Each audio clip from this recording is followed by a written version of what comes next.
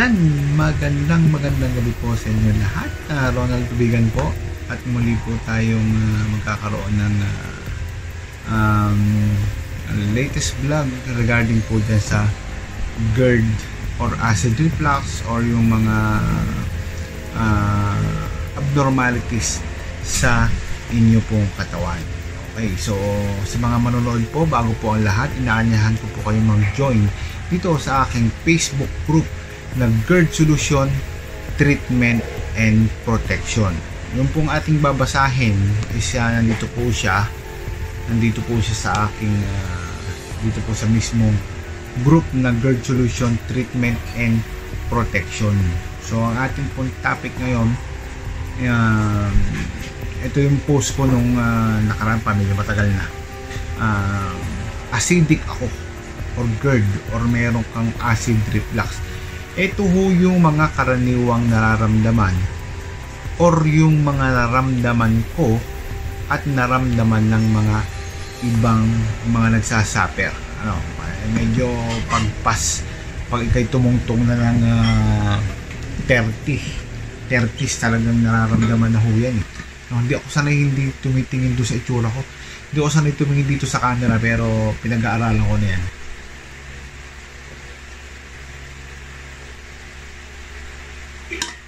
Okay. So nandito ang 15 nararamdaman ng taong may GERD or acid reflux. Okay? Tandaan nyo po hindi ho yung GERD ang problema, kasi ang GERD is gastroesophageal reflux disease. Yun po yung kalagayan ng ating tiyan na mataas ang acid na umaakyat pataas. Pag ayun ay umaakyat na pataas, nakabukas yung sphincter mo, ang tawag po doon reflux o GERD, gastroesophageal. Galing po yung acid sa tiyan, yun po yung pangalan ito, yun po yung tinatawag na GERD. Kung acidic ka naman, masyadong mataas ang acid mo, minsan tinatatakutan ho ng mga tao yung mataas ang acid o mayroong hyperacidity. Bakit? Ba't nila kinakatakutan? Siyempre, sumasama ho yung pakiramdam nila, lalong-lalo damang-dama ho dito sa dibdib. Pero sa totoo lang po, ang pagkakaroon ng mataas na level ng acid ay maganda po sa ating tiyan, dahil alam po natin na matutunaw niya ang ating mga kinain at mapapatay ang mga virus, bacteria, bad pathogens na kasama po ng ating mga kinakain. So ang problema lang po talaga, nakabukas yung sphincter. Pag nakabukas yung sphincter, anong dahilan? GERD? Hindi po. Yun po'y nananatiling nakabukas kasi hindi ho siya maisara ng katawan natin. Mahina ho yung katawan natin. Okay, malinaw na ha. Kaya kayo nagkakaroon ng GERD o acid reflux, hindi yan maisara. Meron nakabukas, hindi maisara. Okay? Yung ibang effect naman po, ito hindi pwedeng effect eh. Sintomas din to, yung nagkakaroon ng parang nana sa lalamunan, mahirap lumunok, ganyan. Pero ibang topic po yan. Ito pong topic natin ngayon is, ano ho ba yung nararamdaman ng taong merong GERD? 15 po ito. Explain ko lang po sa inyo ng mabilis at maiksi. Okay? So, ito yung number 1. Acidic ako, GERD. Ano ba ang nararamdaman ng meron ito? Okay. Number 1. Ito yung pinaka number 1 talaga nakakatakot eh. Feeling mo mamamatay ka na anumang oras. So, anong ibig sabihin nun? Nagkakaroon ka ng anxiety. Siyempre, hindi ka sanay makaramdam ng ganun eh. Diba? So, ayun po yung anxiety, pagkatakot. Iba ho yung depression eh. Ang depression, gusto mo nang mamatay eh. Pero pag ikaw merong anxiety, natatakot kang, yun. Diba? So, yan. Ang number 2, masakit ang dibdib, kaliwa at kanan. Totally, hindi naman talaga masakit yung dibdib natin. Meron lang po dyan namamaga. Diba? Lalo doon sa ilalim ng ribs natin. Pag may acid reflux po tayo, syempre nagkakaroon po ng ng pressure dyan sa ating dibdib. Kaya feeling natin nung iba, feeling ko rin dati, may sakit ako sa puso, kaya ako nang pato de echo.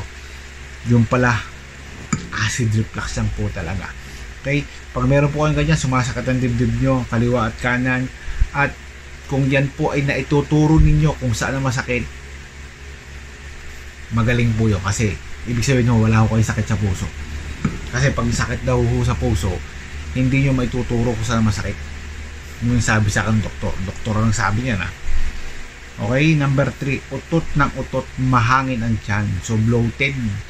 Tapos, mayat maya talagang na utot kayo ng utot, may chance ang meron na po kayong GERD or acidic po kayo. Okay? Nilalamig ang mga paa, nilalamig ang kamay at paa. Tapos pag hinawakan po ninyo, hindi naman talaga yan malamig. Feeling lagi kang pinapawisan. So ang kwan po niyan, kasama rin po yan sa anxiety. Yung panlalamig ng paa. Natatakot kayo kung ano yung inyong nararamdaman. Okay? Mahirap na kang tumingin sa camera. So, number 5, nanlalabo ang paningin. At dyan sa nanlalabo ang paningin, sa totoo lang po, yan po ay sign na baka po tumataas po ang level ng inyong sugar. Okay? Baka ho tumataas na. Dahil po sa hindi na nagpapangsyon ng inyong lapay o pancreas, hindi po produce ng natural insulin. Kaya tumataas na po yan. Kasi ang ating pong mata, meron po yung maliliit na ugat. Pag lumapot po yung dugo natin, lalabo po yan. Okay? So, number 6, hirap sa pagdumi at bloated. Karaniwan po yan na nahihirapan po talaga sa pagdumi. Ang tendency, pag nahirapan po sa pagdumi, pipilitin, magkakaroon po ng sugat, hemorrhoids naman po ang kalalabasan. Kumbaga, kawing-kawing na or paliko-liko na ang epekto niyan. So, talagang pinpoint po natin talaga is yung acid reflux o yung GERD. Pero, sa totoo lang po, mahinang katawan at maduming katawan ang tunay pong dahilan niyan. Palpitation, tumataas ang BP. Kaya nga ho yung number 7 yun ha. Kaya po ang una pong hinala po talaga ng taong yan is mataas ang BP or high blood, may sakit sa puso. At kaya ang tendency magpapacheck up po yan ng high blood pressure. Bakit daw siya high blood? Bakit daw siya nagkakaroon ng gano'n? Hindi man siya dating mataas ang BP. Ngayon, bibigyan niya yan ng, siyempre, ang iniangal sa doktor, siyempre, hihingi po ng laboratory yan, doon po ka bibigyan ng gamot sa high blood. Pero, ayoko na hong mag-comment kasi doktor po yun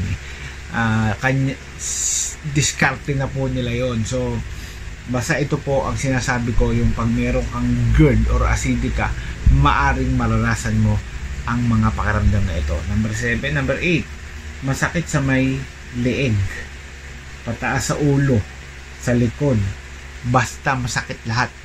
Kung meron kayong mga iba't ibang nararamdaman, sumasakit lahat, etc., malamang meron kayo nito. Nangangalay ang mga kamay, paa, muka, kumbaga namamanhid, lalo na especially dito sa kaliwa. Pag sa muka, tumataas po ang sugar. Dito po yan sa kaliwa. Kasabay po niyan yung panlalabo ng mata. Okay? At since nagpatak ang cellphone ko, wait lang, ayusin ko lang ulit. Set up natin. Wala kasi yung palungan. Ayun no.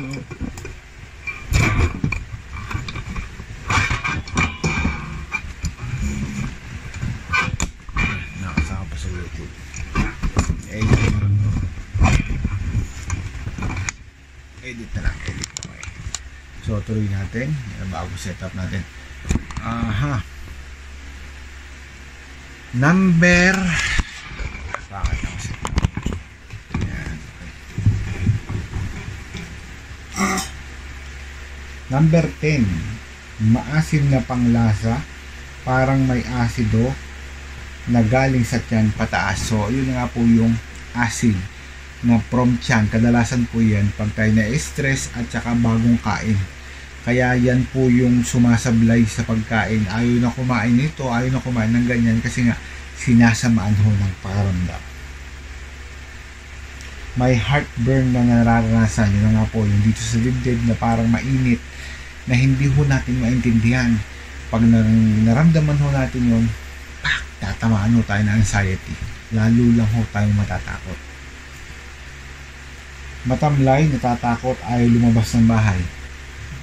Dikit-dikit na ho yan sa anxiety. Yan ho yung number 12. Number 13, mainitin ang ulo dahil sa masamang nararamdaman. Ay, sino ba naman ang hindi buka ng ulo kung masama ang pakiramdam, talagang iinit ang ulo mo.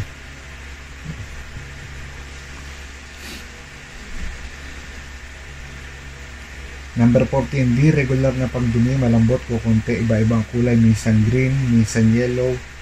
Yun, nagkakaroon po ng abnormal na na pagdumi. Number 15, nahihilo, pinagpapawisan ng malamig. Ngayon,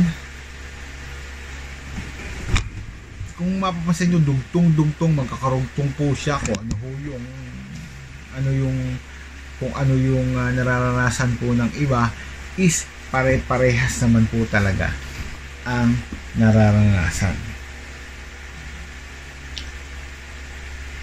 Ngayon, ayan po yung 15, marami pang hindi ho nakasama dito sa lista kasi syempre habang tumatagal marami ang nagsasabi sa akin na kanilang mga nararamdaman. Basta tinatanong ko po sila, ano po ba sila nararamdaman nyo? Ganyan. Ito naman pong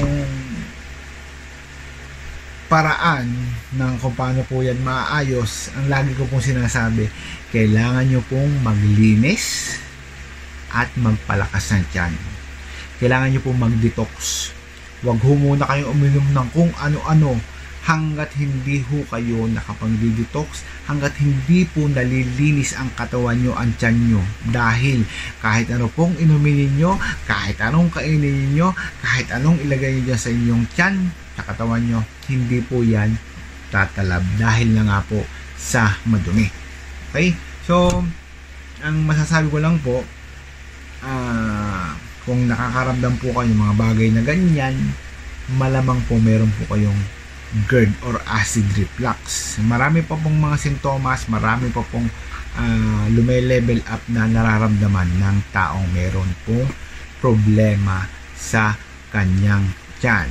Okay, so kung gusto nyo po nang bumalik sa dati, kung gusto nyo pong umayos, i-try nyo po, okay, i-try nyo pong uminom ng red rice oil. Okay, napakagaling pong maglinis ng katawan. Yan po ang nakatulong po sa amin. Okay, para po sa detalye, kayo po ay mag-join dito po sa aming Facebook group na GERD Solution Treatment and Protection. Diyan po magsuri po kayo, tingnan nyo po yung mga testimony ng gumamit ng red rice oil. Okay? At huwag nyo po muna kayong umorder, kayo po ay magsuri. Tingnan nyo po kung totoo ang nakalagay dito po sa aming Facebook group. Mga posted chat message namin yan sa mga taong natulungan ko, sa mga natutulungan ko pa. At humihingi ho ako ng pahintulot para po yan ay maipost. Ang palagi kong sinasabi, sir, pag kayo po'y gumaling, sana naman po, hayaan nyo po akong i-post yung ating pong naging usapan para po makatulong sa iba. Malaya po kayong i-message sila sa mga makakapanood po nitong aking video na ito. Sana po makatulong, and ayun po ang aking hangad at ang inyong napakasarap na pasasalamat. Sabihin niyo po kayo po ay nagdahilan lamang. Dahil po, ang parati ko po sinasabi, tanging katawan po natin ang siyang magpapagaling sa atin. Walang iba. Kaya kailangan natin niyang linisin at palakasin. So, sa lahat po nanonood, marami pong salamat. At huwag niyo pong kakalimutan mag-subscribe. At rin yung bell para pag may bago akong video, updated kayo Salamat.